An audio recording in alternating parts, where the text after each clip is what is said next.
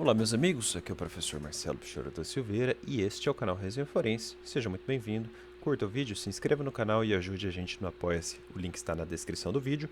Hoje, continuando a resenha escrita e falada, né? Eu tenho um PDF que acompanha essa playlist. O link está aqui embaixo, tá bom? É só procurar ali.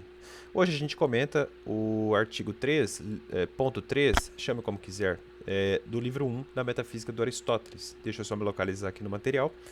E vamos que vamos. Então, neste terceiro trecho do livro 1 da Metafísica, Aristóteles aduz que, nesta quadra, está evidente que temos a necessidade de lograr um conhecimento das causas primeiras, porque é quando pensamos compreender sua causa primeira que reivindicamos conhecer cada coisa particular. Só para constar, a versão que eu estou seguindo aqui, nessa parte da resenha, é a versão traduzida pelo Edson Bini, tá? Que está na EdPro, lá de Petrópolis, eu acho, essa editora.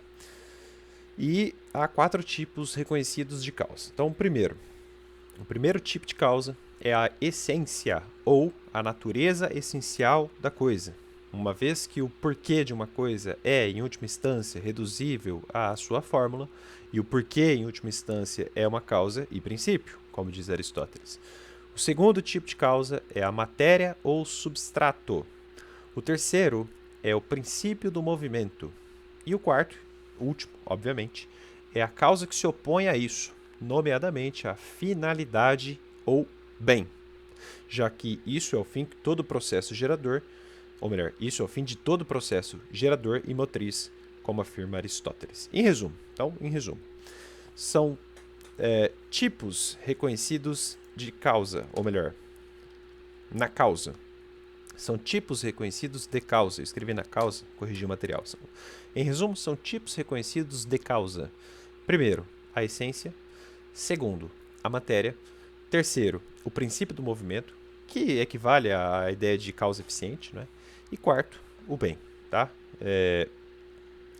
Eu coloquei uma passagem de um autor que mostra justamente isso, com os caracteres gregos, tá? Tá ali no rodapé, número 44, para quem acompanha com o PDF.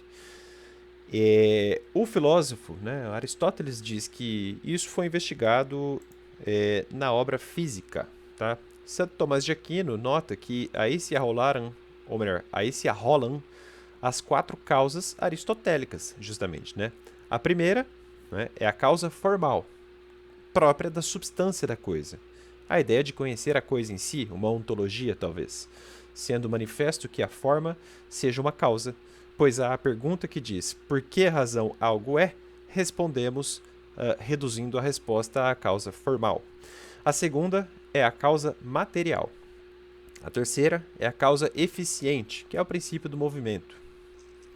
Só para constar, o Giovanni Reale diz que a causa eficiente também pode ser chamada de causa motora, tá? Vocês vão notar isso na resenha paralela que eu faço aqui dos comentários do Giovanni Reale. Por fim, a quarta e última causa é a causa final, que se opõe à causa eficiente como a oposição que já entre o princípio e o fim. Ou melhor, como a oposição que há, né? Ficou estranho. Que há entre o princípio e o fim. Ora, o movimento começa pela causa eficiente e termina com a causa final. E essa é, pois, aquela causa pela qual algo é feito e que é o bem de qualquer natureza, como diz Santo Tomás de Aquino no comentário à Metafísica.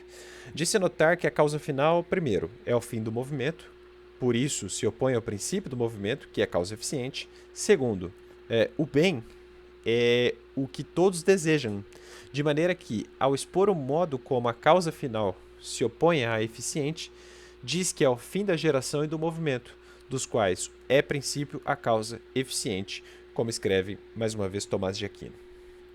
As causas já foram examinadas por Aristóteles na obra Física, como avisa Giovanni Reale. E a respeito, o grande Mário Ferreira dos Santos expressou no seu dicionário, né, é o Dicionário de Filosofia e Ciências Culturais, o seguinte, abre aspas, Aristóteles parte da totalidade do mundo na ordem...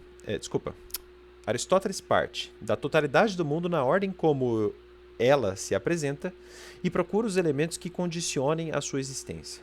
Como Platão já tinha distinguido entre uma causa que determina o caráter quididativo, né, de quididade de um ser, e a causa que faz com que alguma coisa exista, Não é de admirar que Aristóteles também chegasse a estabelecer uma pluralidade de causas, que combinam a sua doutrina sobre os problemas de matéria e forma e de potência e ato. As 4 causas que Aristóteles enumera como razões constitutivas de cada ser são, número 1, causa formal, eidos logos, causa material, e aí vem um trecho em grego que eu nem vou me arriscar a ler aqui.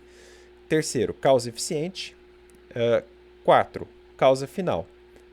A tradução das 4 causas aristotélicas se baseia nos respectivos termos latinos da escolástica: causa formalis, materialis, efficiens e finalis, que interpretam perfeitamente o sentido das respectivas expressões gregas que ele colocou. Está no nosso PDF, tá? Eu não li as expressões gregas, mas elas constam do nosso PDF no link aqui embaixo, mais uma vez, tá aqui na descrição do vídeo. Aí avança Aristóteles, né? Chegando como avança como um compêndio, né? Ele faz uma espécie de compêndio daqueles filósofos antecedentes que trabalharam com alguma investigação da realidade, ou com poesias, ou com preocupações filosóficas em si, né? Pensando sobre a verdade. Até porque, claramente, também eles reconheceram certos princípios e causas. Isso Aristóteles não deixa de reconhecer, esse mérito, né, da polis grega, essa nascente filosófica grega. De início, Aristóteles afirma que a maioria desses princípios filosóficos, desses primeiros filósofos, né, a maioria deles, concebeu somente os princípios materiais para todas as coisas. Depois ele arrola Tales de Mileto, né, que fala que o princípio permanente seria a água, né? Falei disso já na resenha lá do Lode da Cruz.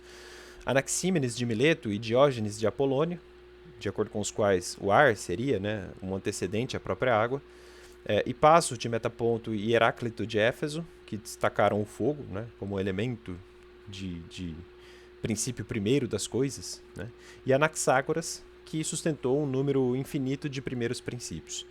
A lista tem outros detalhes acrescentados pelo próprio Aristóteles, mas a princípio nada aqui nos interessa, pelo menos não nesse momento, tá? Para aprofundar, vide aí Lode da Cruz, a resenha que fazemos aí dele, né? A Alma do Embrião Humano, páginas 19 a 29, embora lá eu também tenha sido bastante sucinto. Vide ainda Giovanni Reale e Dario Anticeri, na História da Filosofia, no volume 1, Filosofia Pagã Antiga, e também vide Comentários à Metafísica de Aristóteles, do Santo Tomás, na versão que eu tenho aqui, página 69 a 77 do volume 1. A posição aristotélica aqui é de clara reprovação, tá?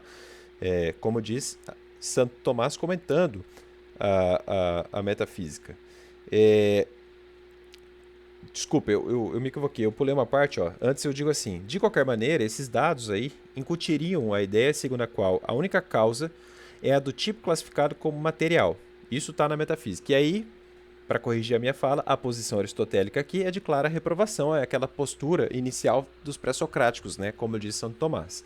É que esses pensadores caíram na conta de que esse princípio não era suficiente para explicar o devir das coisas, e assim foram obrigados pela própria realidade a buscar um princípio ulterior, que é o princípio movente, como escreveu Giovanni Reale. Mas reflete Aristóteles.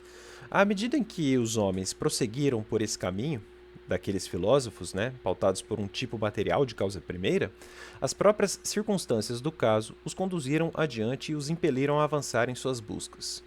Porque se é realmente verdadeiro que toda geração e destruição procede de um elemento, ou mesmo de mais de um, por que sucede assim e qual é a causa? Não é certamente o próprio substrato que produz sua própria mudança. Quero dizer, por exemplo, que nem a madeira nem o bronze são responsáveis, pela transformação de si mesmos. A madeira não fabrica um leito, nem o bronze uma estátua, mas é alguma coisa a mais que é a causa da transformação. Ora, investigar isso significa investigar o outro tipo de causa, o princípio do movimento, como deveríamos dizer. E vejam como essas questões ficam importantes para entender, sei lá, a origem do universo, né? A pessoa fala, o Big Bang, tá, mas e o antes do Big Bang, né? Qual é o princípio motor detrás do Big Bang? Criticando, assim, os filósofos anteriores, Aristóteles crava que nenhum deles logrou qualquer conceito desse tipo de causa. Eu suponho que, Marcelo, que esteja ainda se referindo ao tipo número 3, que era o princípio do movimento, justamente. E talvez Parmênides mereça uma nota de exceção, embora não pareça haver maior entusiasmo ainda por parte de Aristóteles com ele. Por sinal, em Parmênides, a única realidade é o ser, ingênito, imperecível, imóvel, completo, perfeito e único. O ser é, o não ser não é. O grande princípio de Parmênides é o próprio princípio da verdade. Seria o seguinte: o ser é e não pode não ser. O não ser é e não pode ser de modo nenhum. É o que escreve, ou melhor, é o que escreveram Giovanni Reale e Dario Antiseri na História da Filosofia, no volume 1.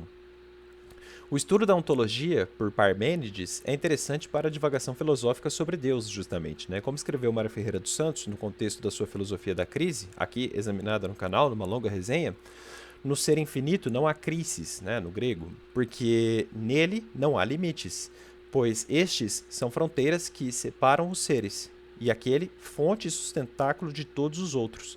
Não tem fronteiras, mas apenas perfil, na linguagem tão poética e tão clara de Parmênides, porque não há outro que a ele se oponha. Mas essa filosofia, voltando à nossa resenha, tem um problema. Reduziu tudo à identidade, virtualizando a heterogeneidade a ponto de negá-la por excesso de atualização sincrética. Por isso, a filosofia de Parmênides é uma filosofia de crise e não da crise, como escreve Mário Ferreira dos Santos. Voltando à nossa resenha. Depois desses pensadores, com a descoberta das causas insuficientes para explicar a geração do mundo real, houve um novo impulso da própria verdade para que se investigasse o próximo primeiro princípio. Isso porque presumivelmente carece de naturalidade que o fogo ou a terra ou qualquer outro desses elementos faça coisas existentes manifestarem excelência e beleza. Tampouco era satisfatório atribuir uma matéria de tal importância à espontaneidade e à sorte, como escreveu na Metafísica Aristóteles. Enfim, para Aristóteles, das opiniões desses filósofos, alguém só conhece uma causa, que está contida sob a espécie da causa material. E, de fato, causa da beleza e da bondade das coisas certamente não pode ser um dos 4 elementos, né? Você não explica beleza ou bondade com fogo, ar, água, terra. É o que cravam aqui Giovanni Reale, ou melhor, é o que crava aqui Giovanni Reale, né, no singular. E para fechar essa terceira parte aqui do nosso estudo da metafísica do Aristóteles, eu coloquei ali: convém registrar ainda que Aristóteles também tem a propensão de admitir também uma chamada matéria inteligível. Aqui uma influência platônica clara, sobretudo, para explicar os entes matemáticos, justamente por influência dos platônicos, como escreve também Giovanni Reale. E aqui eu encerro, então, nosso lento, mas frequente avançar da metafísica de Aristóteles. Veja como cada pedacinho do livro importa e impõe uma reflexão, né? A gente tem que ficar revendo, pensando, ruminando a matéria, tá bom? Tchau, tchau, até mais.